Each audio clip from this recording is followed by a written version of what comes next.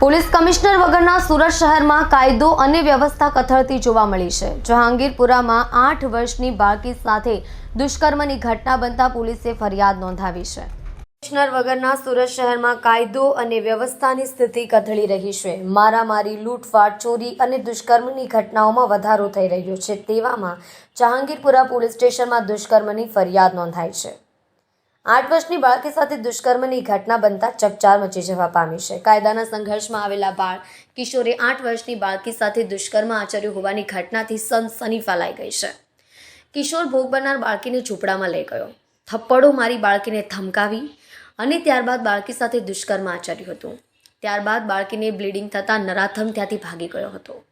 ઘટનાની જાણ થતાં પોલીસે બાળકીને હોસ્પિટલમાં સારવાર માટે ખસેડી હતી। આ સમગ્ર મામલો જહાંગીરપુરા પોલીસે દુષ્કર્મનો ગુનો નોંધી આગળની તપાસ હાથ ધરી છે।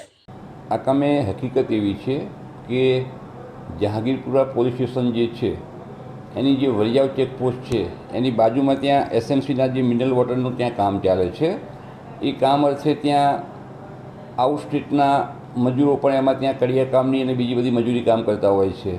એ રીતે આ કામે જે ભોગ બનનાર બાળકી જે છે એ એના કાકા કાકી જે છે કે એમને એક 1.5 વર્ષનું નાની દીકરી છે, એની સાર સંભાળ રાખવા માટે આ ભોગ બનનારને એના કાકા કાકી સાથે રાખતા હતા।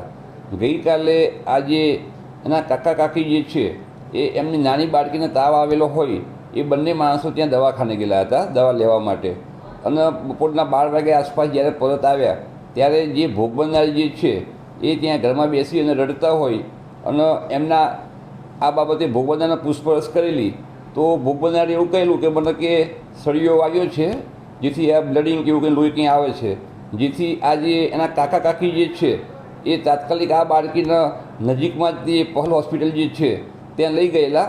ત્યાં ડૉક્ટર સાહેબે સારવાર માટે એનો ચેકઅપ કરતાં ડૉક્ટર સાહેબને એવું જણાવેલું કે આ જે બાળકી જે છે ભોગ બનનાર એની સાથે બળજબરીથી કોઈએ સંભોગ કરવા માટે પ્રયત્ન કરેલો છે, જેથી કરીને પોલીસને જાણ કરતાં અમરોલી પોલીસ ત્યાં તાત્કાલિક પહોંચી ગયેલી અને આ કામે જે ભોગ બનનાર જે છે એના કાકીની ફરિયાદ લઈ અને ધોરણસરનો ગુનો દાખલ કરી અને હાલમાં તપાસ ચાલી રહી છે।